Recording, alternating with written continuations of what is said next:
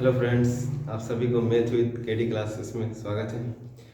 जैसे कि आप जानते हैं कि हम लोग pair of linear equation into variable पढ़ रहे हैं और उसका वर्ड प्रॉब्लम जो इम्पोर्टेंट क्वेश्चन जो प्रीवियस ईयर्स में आ चुका है वही सारा क्वेश्चन हम कर रहे हैं। आज भी उन्हीं में से कुछ क्वेश्चन हम करने वाले हैं। चलिए स्टार्ट करते हैं। कह रहा है कि a boat taken 4 hour to go 44 kilometre downstream and it can go 20 kilometre upstream in the same time. Find the speed of a stream and that of the boat in still water. मतलब बोल रहा है कि एक नाव है, एक boat है जो डाउनवर्ड स्ट्रीम जाता है 44 किलोमीटर, टाइम ले रहा है 4 घंटा। वही नाव 20 किलोमीटर अप स्ट्रीम जाता है तो टाइम सेम लेता है, 4 ही घंटा लेता है। तो बताइए स्पीड ऑफ स्ट्रीम मतलब पानी का बहाव कितना तेज है और स्टिल इन वाटर बोट मतलब बोल रहा है बोट जो अस्थिर पानी में चलेगा तो बोट का स्पीड क्या होगा। देखिए दो चीज समझ लेते हैं इसमें, downward stream and upward stream. देखिए डाउनवर्ड स्ट्रीम क्या है, इसमें डाउन स्ट्रीम क्या है उसको समझ लेते हैं और अप स्ट्रीम समझ लेंगे। डाउन स्ट्रीम क्या है, जब हम पानी के साथ आगे बढ़ते हैं, जब हम जैसे मान लीजिए ये वाटर है और ये मेरा बोट है, जब बोट और पानी का डायरेक्शन दोनों सेम रहे, जब बोट और पानी का डायरेक्शन क्या रहे, दोनों का सेम रहे, तब उसको हम लोग बोलते हैं डाउन स्ट्रीम। क्या बोलते हैं, स्पीड ऑफ डाउन स्ट्रीम बोल सकते हैं, स्पीड ऑफ डाउन स्ट्रीम। इसमें क्या होता है, अगर बोट का स्पीड अगर x है और पानी का स्पीड अगर आपका y है तो इन दोनों क्या हो जाएगा, जब दोनों सेम डायरेक्शन में जाएगा तो बोट का स्पीड प्लस पानी का स्पीड ऐड हो जाता है। तो समझ जाइए कि स्पीड ऑफ डाउन स्ट्रीम में क्या होगा कि बोट का स्पीड और वाटर का स्पीड दोनों का क्या होगा, सम होगा। मगर वही अगर हम बात करते हैं स्पीड ऑफ अप स्ट्रीम का बात करते हैं तो देखिए मान लीजिए ये पानी का स्पीड है, इधर पानी बह रहा है और मेरा बोट का स्पीड अगर इधर हो गया, ये मेरा बोट का स्पीड था, ये मेरा पानी का स्पीड था। तो देखिए अगर पानी इधर जा रहा है और बोट मेरा उसका अपोजिट डायरेक्शन जा रहा है, पानी का स्पीड और बोट का स्पीड दोनों अपोजिट हो गया, तो इस कंडीशन में स्पीड ऑफ अप स्ट्रीम क्या होगा, दोनों का माइनस होगा, दोनों का क्या करेंगे, सब्ट्रैक्ट करेंगे, x माइनस y करेंगे। आई थिंक आपको समझ आ गया होगा कि डाउनवर्ड स्ट्रीम में दोनों का स्पीड ऐड होता है, अप स्ट्रीम में दोनों का स्पीड सब्ट्रैक्ट होता है, तब मेरा स्पीड डाउनवर्ड स्ट्रीम और अपवर्ड स्ट्रीम का स्पीड निकल जाता है। तो यही तरीके से हम इस क्वेश्चन को बनाने का कोशिश करेंगे। चलिए इस क्वेश्चन को बनाते हैं। लेट कर लेते हैं, let the speed of boat in still water, still मतलब ठहरा हुआ पानी, still water is equal to x kilometre per hour. क्यों, क्योंकि देखिए मेरा स्पीड किलोमीटर दिया हुआ और टाइम आवर में दिया, तो इसलिए हमने बोट का स्पीड क्या मान लिया, x kilometre per our. And the speed of stream हम मान लेते हैं y किलोमीटर पर आवर। अब हम डाउनवर्ड स्ट्रीम और अपवर्ड स्ट्रीम लेंगे, क्योंकि हम समझा चुके हैं डाउनवर्ड स्ट्रीम क्या होता है, speed of downward stream, speed of down stream, downward बोलिए या डाउन स्ट्रीम के एक ही चीज है, ठीक है। तो इसमें क्या हो जाएगा, x प्लस वाई दोनों का ऐड हो जाएगा, किलोमीटर पर आवर। अब हम आते हैं स्पीड ऑफ अप स्ट्रीम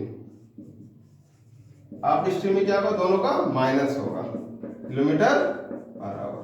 यहां तक ठीक है। अब चलिए क्वेश्चन आते हैं अकॉर्डिंग टू क्वेश्चन के साथ। पहला बोल रहा है डाउनवर्ड स्ट्रीम चल रहा है, तो देखिए टाइम दे दिया, स्पीड हम देखिए एक फॉर्मूला होता है मेरे पास डिस्टेंस का फॉर्मूला होता है, distance is equal to speed into time होता है, यही फॉर्मूला होता है मेरे पास। तो जरा देखिए डिस्टेंस हमको 44 किलोमीटर दे दिया है, s मतलब स्पीड अगर हम डाउनवर्ड स्ट्रीम का ले रहे हैं तो x प्लस y लेंगे, और इस टाइम हमको कितना दिया हुआ, 4 आवर इंटू 4। अब देखिए 4 से इसको काट देंगे 11 बार, तो हम लिख सकते हैं x plus y is equal to 11। Equation 1 हो गया, ठीक है। केस सेकंड में जाते हैं, ये केस 1 था, सेकंड केस में जाते हैं। अब सेम वही, अब डिस्टेंस मेरा कितना हो गया 20, स्पीड मेरा x माइनस वाई और टाइम मेरा कितना लग रहा था, सेम ही टाइम लग रहा था, बोला था 4 का टेबल 25 का, तो हम बोल सकते हैं x minus y is equal to 5। Equation second. अब दोनों को हम एलिमिनेशन मेथड लगा देते हैं, दोनों को ऐड कर देते हैं, adding equation 1 and 2, adding equation 1 and 2, दोनों को ऐड करते हैं। देखिए x plus y is equal to 11 और x minus y is equal to 5। Add करें तो प्लस माइनस कैंसिल होगा, 2x इक्वल टू 16, तो 2 का 16 8 वाला, x का वैल्यू क्या है 8 आ गया, x का वैल्यू आपका 8 आ गया। अब putting the value of x, putting the value of x, कोई भी इक्वेशन में रख, इक्वेशन 1 में रख देते हैं। इक्वेशन 1 क्या था, x plus y is equal to 11, तो हम बोलेंगे x का value 8 plus y is equal to 11, तो y इज इक्वल टू हम बोलेंगे 11 माइनस 8, तो y इज इक्वल टू आपका 3 आ गया, y इज इक्वल टू आपका क्या आ गया 3 आ गया। तो मतलब हमको स्पीड ऑफ बोट निकल गया, स्पीड ऑफ बोट कितना निकल गया, speed of boat in still water is equal to 8 kilometre per hour निकल गया। उसके बाद स्ट्रीम का स्पीड कितना निकला, 3 किलोमीटर पर आवर निकल गया। ठीक है, आई थिंक आपको ये क्वेश्चन समझ आ गया होगा। तो हम लोग नेक्स्ट क्वेश्चन की ओर बढ़ते हैं।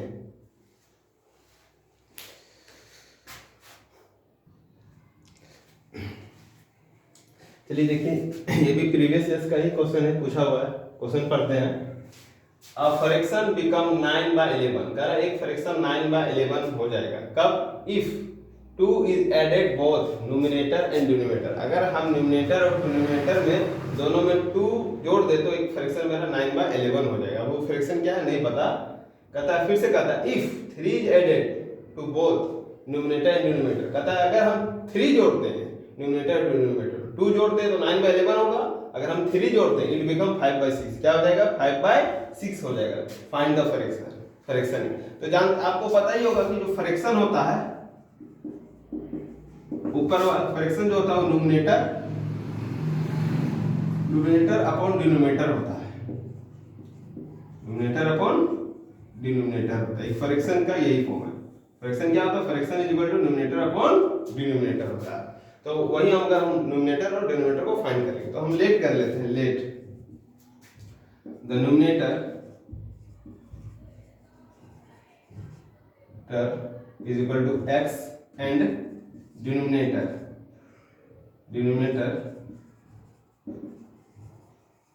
Is equal to y। हम न्यूमरेटर को x मान लेते हैं और डिनोमिनेटर को y, तो फ्रैक्शन क्या होगा, so fraction is equal to x upon y हो जाएगा। अब आते हैं अकॉर्डिंग टू क्वेश्चन के हिसाब से केस 1 में। केस 1 में क्या बोल रहा है कि अगर हम न्यूमरेटर में और डिनोमिनेटर दोनों में 2 जोड़ देते हैं तो ये हो गया x अपॉन y, दोनों में 2 जोड़ते हैं तो क्या बन जा रहा है, फ्रैक्शन मेरा क्या हो रहा है 9/9 अपॉन 11 हो रहा है। अब क्रॉस मल्टीप्लिकेशन करेंगे, 11 इससे मल्टीप्लाई होगा, ये से 11 x प्लस 2 9 y प्लस 2, तो 11x plus 22 is equal to 9y plus 18। अब सबको एक तरफ करते हैं, 11x minus 9y is equal to 18 minus 22, तो ये आपका 11x minus 9y is equal to minus 4। ये आपका इक्वेशन 1 बन गया, सिंपल सा इक्वेशन 1 बन गया। अब हम फिर से आते हैं केस 2 में। केस 2 में फिर x बाय y मेरा ये फ्रैक्शन हो गया। अब उसमें कितना जोड़ने बोल रहा था हमको, 3 जोड़ने बोल रहा था, बोथ न्यूमरेटर और डिनोमिनेटर। फ्रैक्शन क्या आ रहा था 5/6 हो रहा। इसमें भी 6x प्लस 3 और 5y प्लस 3, तो ये 6x plus 18 is equal to 5y plus 15, 6x minus 5y 15 minus 18, तो 6x minus 5y is equal to minus 3। Equation 2 आ गया, ये इक्वेशन 1 और ये इक्वेशन 2 आ गया। अब हम किन्हीं में कोई भी मेथड लगा सकते हैं, सब्स्टिट्यूशन या एलिमिनेशन मेथड से लगा के सॉल्व कर सकते हैं। तो चलिए एलिमिनेशन ही लगा लेते हैं। तो हम किसी को भी देखिए 5 और 9 को इक्वल कर सकते हैं या 6 या 11 को इक्वल कर सकते हैं। तो on multiplying equation 1 by 6n equation 2/11। तो देखिए इसको हम लोग इक्वेशन 1 को हमने मल्टीप्लाई कर दिया है किससे, 6 से। इक्वेशन 1 को हमने 6 से मल्टीप्लाई किया है तो कितना आ जाएगा, 66x minus 54y is equal to -24। Equation 3 आ गया।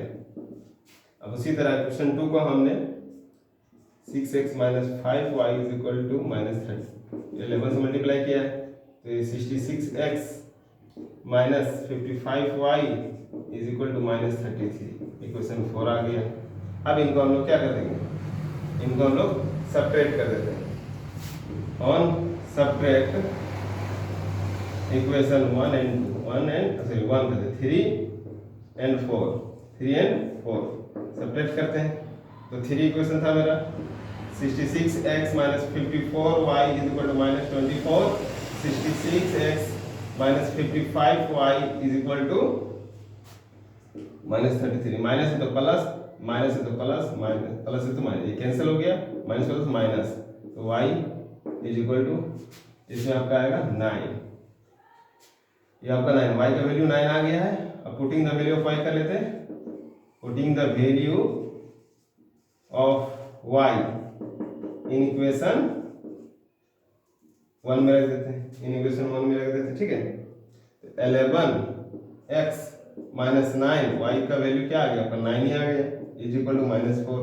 11x is equal to -4 plus 81। 11x जोड़ क्या 77, 11 के 1 7 मान कट गया, x इक्वल टू 7 आ गया। न्यूमरेटर और डिनोमिनेटर आ गया, तब हम फ्रैक्शन लिख देते हैं। फ्रैक्शन x अपन y था, तो x कितना है 7 और y क्या है 9। ये आपका आंसर हो गया। इस तरह का क्वेश्चन बहुत पूछा जाता है, फ्रैक्शन वाला क्वेश्चन। ये प्रीवियस ईयर्स का ही क्वेश्चन था। आई थिंक आपको ये क्वेश्चन बहुत ही अच्छे तरीके से समझ आ गया। चलिए आगे बढ़ते हैं।